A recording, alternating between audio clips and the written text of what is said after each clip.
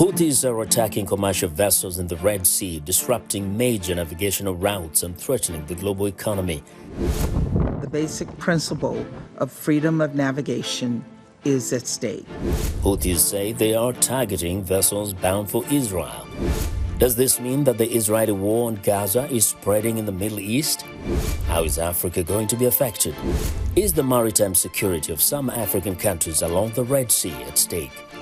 Straight Talk Africa starts now.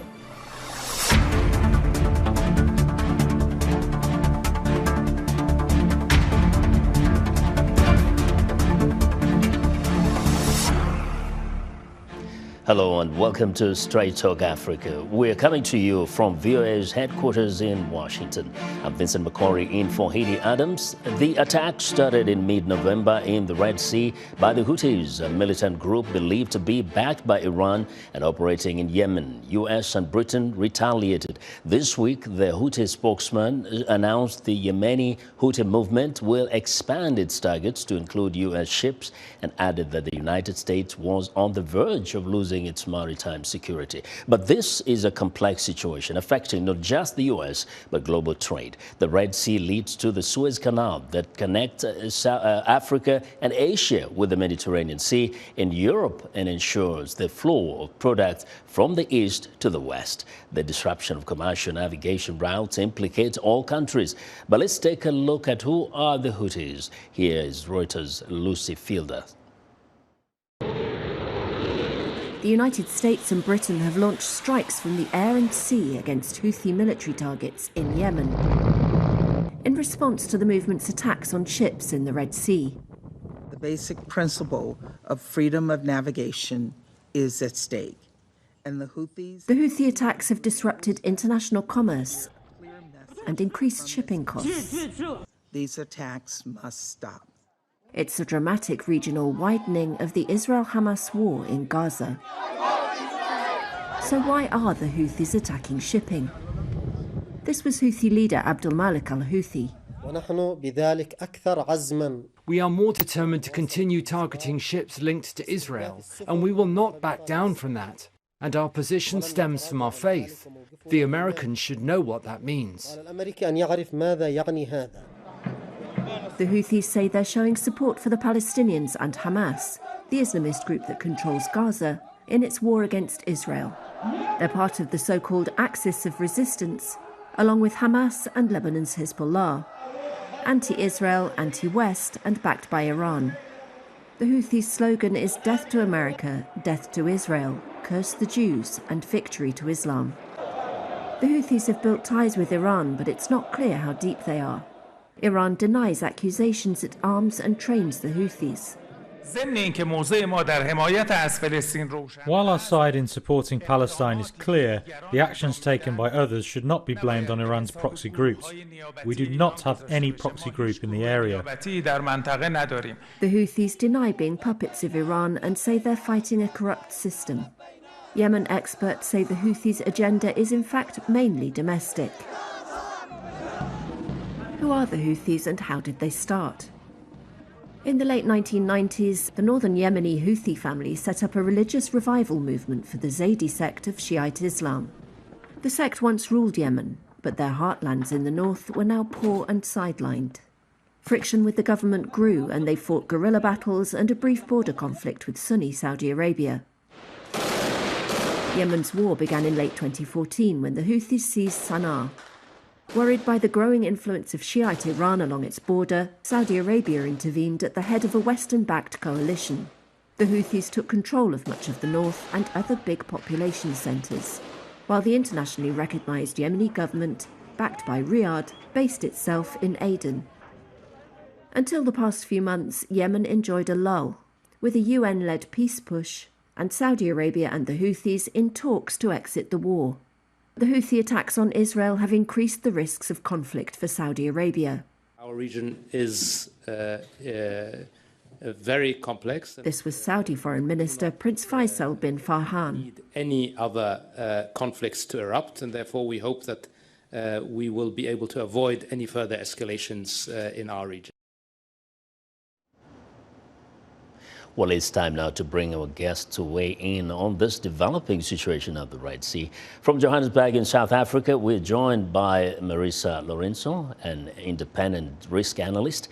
Joining us from Washington, D.C., we have Vanda Felbab-Brown, director of the Initiative on Nonstate Armed Actors and co-director of the Africa Security Initiative at the Brookings Institution. Also with us is Hussein Ibish, a senior resident scholar at the Arab Gulf State Institute in Washington. Ladies and gentlemen, welcome to Straight Talk Africa. Thank you. Now, if I may begin with you, Mr. Ibish, the Houthis, for a moment, and we kind of got that from our explainer there, had been quiet. And we're seeing this escalation now with at least over 25 attacks since November against the ships plying that route. Is it all about retaliation on behalf of the Palestinians, or is there something deeper that has to do with what we know, the history of the Houthis in the region and the conflict that has existed before? In my view, it's much deeper than that. I don't think any of the groups that claim to be acting on behalf of the Palestinians, coming purportedly to the defense of Hamas or striking against Israel on behalf of Gaza, are doing that. I think all of them have their own agendas, and the Houthis are no exception. I think the Houthis, first of all, are looking for domestic credibility. I think they've been hoping for a long time for a confrontation with the West, with the United States, with some force greater than Saudi Arabia, other than Saudi Arabia, to validate, to legitimate their hold on so much of northern Yemen, which is, otherwise hard to justify. I mean, they seized power violently, and while almost all the people in northern Yemen are Zaydi Shiites, the Houthis represent religiously and ideologically a small faction of the population. So this helps to rationalize their power and to legitimate it. And the other thing is, they've been increasingly part of this regional Iranian alliance, and they're emerging now as a major force by attacking maritime security in the region, and sort of that really helps Iran's position that it will not, it must be part, it and its allies must be part of any regional maritime security order, or there won't be one. Mm-hmm. Now, Ms. Felbab-Brown, in terms of the United States' stance on this situation, we've seen retaliation. The U.S. says will come out in full force if the Houthis don't stop doing what they're doing. Given what you've heard from Mr. Ibish, do you get a sense that right here in the U.S. There is a recognition of the fact that this could be way more than just a retaliation? And what could it mean if it becomes an all-out, war in that region once again? Well, the United States certainly wants to avoid an all-out war. And Iran, as much as it supports and eggs on groups like the Houthi, Hezbollah in Lebanon, and pro-Iranian Shia militias in Iraq, also wants to avoid an all-out war. Certainly, neither the United States nor Iran want any kind of direct escalation, direct fighting between each other. That said, using those proxy actors, who no doubt have their own internal reasons, but who are also interacting as part of Iran's axis of resistance, carries enormous risks of escalation. So for Washington, the primary objective is to ensure the freedom of navigation, as we heard the U.S. ambassador to the United Nations state in your earlier report. That's a fundamental objective of U.S. policy, has wide security and economic implications for the entire world. Already we have seen the price of containers from Asia heading to Europe has more than doubled, significantly more than doubled since November and December. So Washington needs to ensure freedom of navigation, but wants to avoid an all-out war. And we'll get a little bit into actually the whole question of the cost, because as you can see in our map, definitely we'll revisit it, the route across the other side around the Cape of Good Hope is quite long. It kind of, ships are saved up to 10 days just going through the Suez Canal. But let's refocus again a little bit on the countries in the area around the Red Sea. And Marisa, I want to come to you. We know that there are countries there, African countries, Somalia, Djibouti, Eritrea, Sudan, of course, and Egypt, that are along the Red Sea. How will this, before we talk about the economic, security-wise, how are they likely to be impacted if this was to escalate? So yes, unfortunately, if we do look at an escalation, then we do start to see a lot more countries in Africa being impacted by this. And because of where these countries are located, they would be the first ones to be impacted. And at the moment, especially in Sudan, where we've had the war ongoing now for several months, this would really just represent greater regional instability along the upper east coast of Africa and North Africa, which is really a big concern because to date there hasn't been any kind of solution towards securing peace in that region at all. And also, if we look at Djibouti, it is a military base for many of these major powers as well. It's got, I think, the most military bases on the African continent to foreign powers. And this as well, again, if this does spill over to a wider regional conflict, could have broader security implications and disruptions. At the moment, it's not, but it really does depend on how much longer this continues. Mm-hmm. Now, let's go back to the question of the shipping routes and the cost of it. Mr. Ibish, in terms of the cost, to what extent are the countries in the Middle East along the Red Sea, the Indian Ocean, are affected at the moment and could be impacted in the coming days if this does not stop? Yeah. Enormously. The UAE is a small country, but it's a maritime country. It's a port country, and it has a major presence in the Horn of Africa. Even a country as small as that is affected. Saudi Arabia has coasts on all sides of the Arabian Peninsula that you just showed. And I think your viewers need to know that the map you just showed is remarkable because the world has 8 major maritime choke points. 3 of them are in that map. There's the Strait of Hormuz at the mouth of the Red Sea, and then near Djibouti and Yemen, between the Horn of Africa and the Arabian Peninsula, is Bab el-Mandab Strait, which the Houthis are threatening, and then up to the Suez Canal, which links the Red Sea and the Mediterranean. Just between the Bab el-Mandab Strait and the Suez Canal and through the Red Sea is 12% of global commerce. Think of that, 12% of global commerce. This area is so strategically crucial to the world that China's only major military base outside of its immediate region is in Djibouti. And there's no mystery why that is. That's not an accident. It's because of the maritime security importance of this region. So for the countries of the region, it's crucial.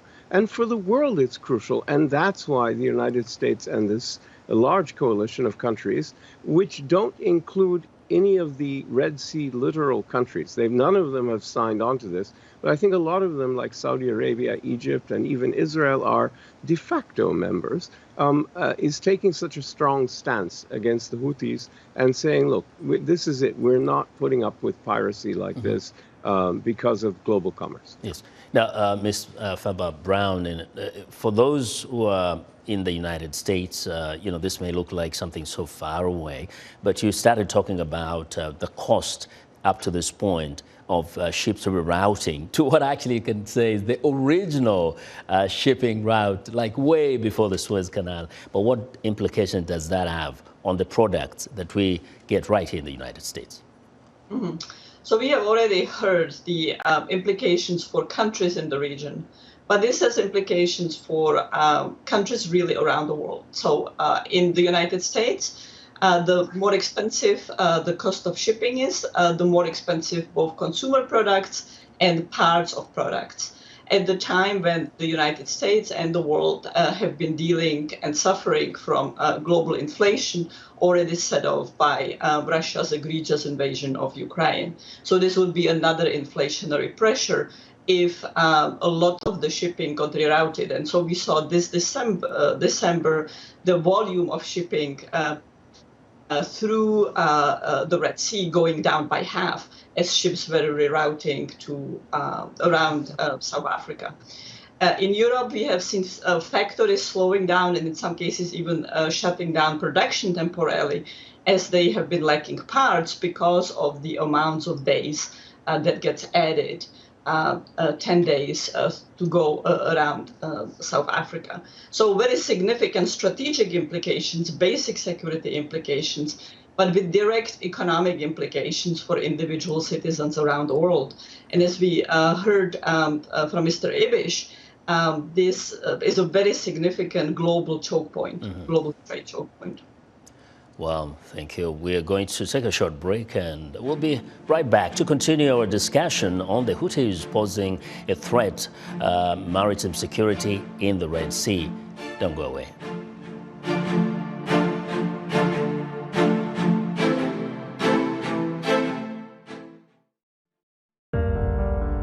In times of change, when the world seems uncertain, and what we hear doesn't reflect what we see, we seek the truth. When we are told only part of the story, we lose trust. In moments of crisis, our dreams, hopes, and wishes for a better tomorrow depends on a free press.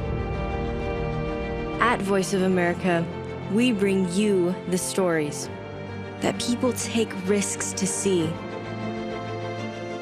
We connect the world and unite it with truth. At Voice of America, we show you the whole picture.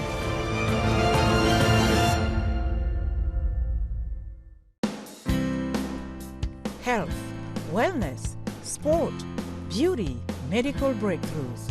Healthy Living cares about your well-being. What are the main health concerns in Africa and around the world? Find out the latest on coronavirus. Connect with our experts and ask them questions. How long does the virus stay? Join me, Linor Moudou, in Washington, every week on Healthy Living, right here on VOA. You're watching VOA's Red Carpet. My name is Jackson Vunganyi. Thank you so much for joining us each week right here on Red Carpet. We bring you the latest in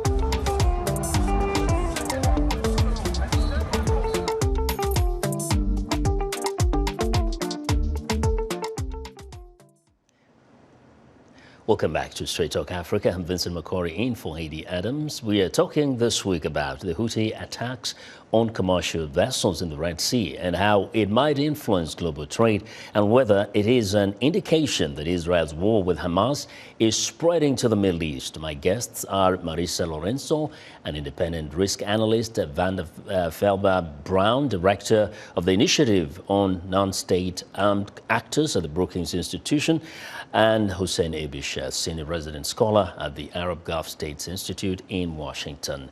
Now, if I may come to you first, Mr. Lourenço, we've seen that the ships now are being rerouted, going back to the original route, like we're going back in time, going through South Africa.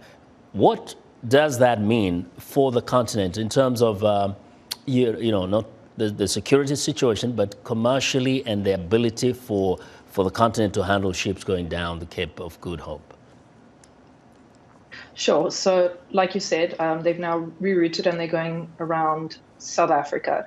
Now, it's unfortunate that other ports along the east coast of Africa, for example, the port of Mombasa in Kenya or Dar es Salaam port in Tanzania, that their ports are not capable of handling increased traffic and increased volumes. Because what is happening at the moment is that the global trade routes are not, I mean, they've had to change, but they are still flowing.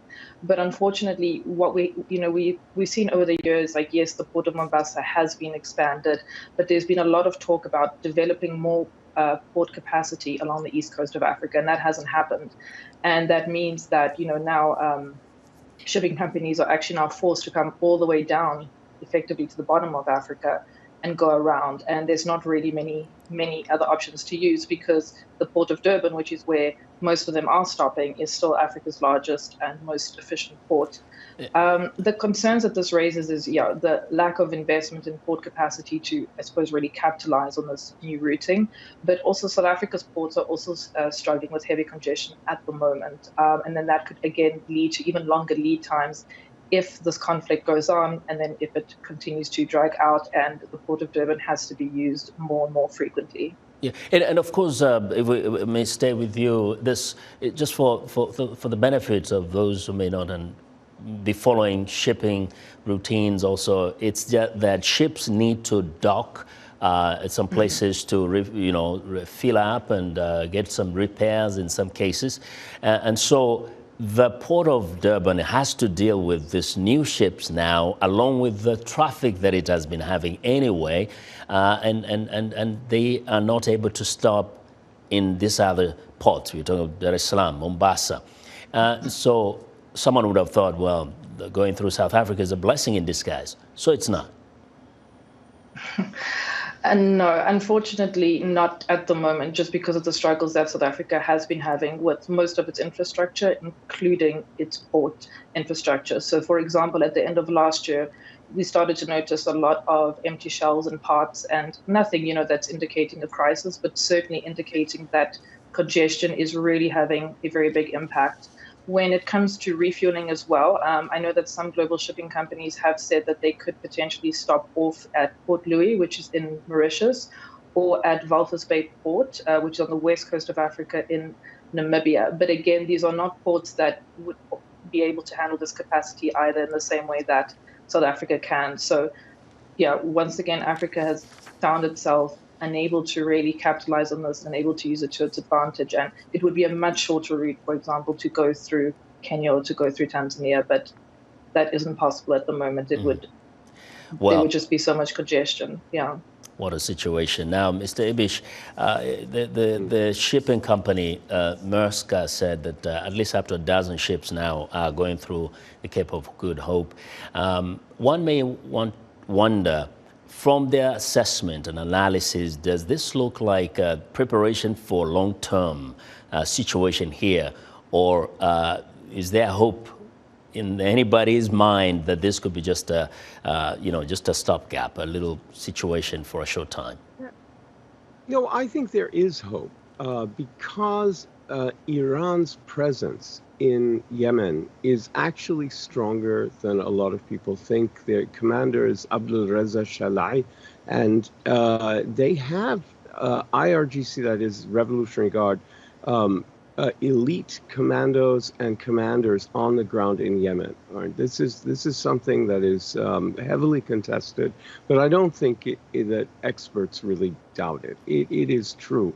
And insofar as Iran doesn't want, as our other colleagues have said, an all-out war with the United States and vice versa, I think the Houthis will be sort of enabled to create little crises, but I think Iran ultimately will probably act as a restraining force on the Houthis, and ultimately piracy does stop when the cost is raised. So if this coalition, if the United States. Basically, also saying, of course, Iran has the influence over Houthis. It can say, stop it, I believe so. Yes. I believe so. Okay, we hope that happens. And Ms. Felbab-Brown, there is, of course, the whole issue of Israel. We are talking about the whole conflict spreading out, but this is because of the Israel-Hamas war. The key here, one would see, as if that conflict ended today, that will solve the problem of shipping and the problem in the Gulf area, right? Well, perhaps. I mean, certainly the messaging that you hear both out of Iran and from the Houthi leadership is this narrative. This is solely because of the war in Gaza. When the war in Gaza stops, then we will stop attacking the ships. Now, at the same time, there is a much deeper agenda as part of the axis of resistance to limit and harass and potentially drive out the United States out of the Middle East. And so we see a lot of pressure in Iraq, for example, on U.S. presence as part of this larger agenda. I am not persuaded that if the war in Gaza stopped today, tomorrow there would be no more attacks. Because of this larger issue and the Gaza war being justification, pretext, a narrative to cloak another agenda in. But I want to get in very quickly into one dimension that we haven't raised, which is the enormous cost for the people in Yemen. So we have talked about the strategic impact, the economic impact, the impact to consumers from Africa to the United States. But the Houthi attacks have terrible humanitarian consequences for the people in Yemen, a country in crisis with enormous food insecurity. In the proto-state that the Houthis have formed, the delivery of services has been extraordinarily poor. And there has been a ceasefire that was supported by the international community in the fall, with the possibility of significant resumption and increase of humanitarian aid to Yemen. But as these attacks are taking place and the Houthi leadership has discredited itself, it's likely to be put back on the U.S. foreign terrorist organization list. It means that the humanitarian aid will not come. Really sad. And it is back. Yeah. It is back on the list. Yeah, it is. Actually, the announcement was made. So it's such a dicey situation. Just quickly, we go back to Africa. Ms. Lourenço, in terms of the entire security situation, if this war spreads, if the Israel-Hamas war ends up being an all-out Middle Eastern conflict, how does that impact the entire continent of Africa? Sure. So if it does turn into a bigger conflict, eventually we're likely to actually see not just oil supply. Oh my gosh, I'm sorry. We like cats. We like cats. Listening. Thank you. Yeah. We're not just going to see the trade routes disrupted and a longer one found, but we might actually see oil production impacted. And when that happens, then the price of oil would then go up if supply is tighter. And then that inevitably will have an impact on food prices, fuel prices, fertilizer prices, which would really raise the cost of living across the world, but including Africa as well, where the cost of living and inflation have put significant pressure on standards of living really since the COVID-19 pandemic. And then that, of course, can exacerbate underlying tensions and security issues that are already in the region if populations do get these wider frustrations. Yeah, we have a few minutes, maybe less than a minute. Mr. Ibish, in terms of the Houthis being put back on that list, what does that mean in terms of the ability to talk to them and to deal with them and Iran? It makes it harder, but not impossible by any means. Certainly the Saudis have an ongoing dialogue with the Houthis. Saudi Arabia is trying to get out of Yemen. This crisis could end up putting pressure on the Houthis. I think a lot of people are saying this benefits them. I agree with our colleague that this actually in the long run could put a lot of pressure on Houthis domestically. And in the end, that's what they care about. So I think there are long-term opportunities here. I really appreciate all of you. And that's where we will leave it for this week. Marisa Lourenço, Vanda Felbab-Brown, and Hussein Ibish, I want to thank you all for your time. Thanks to the more than 300 affiliate TV and radio stations across Africa that carry this show every week. From all of us here in Washington, thanks for always watching and always listening. Goodbye.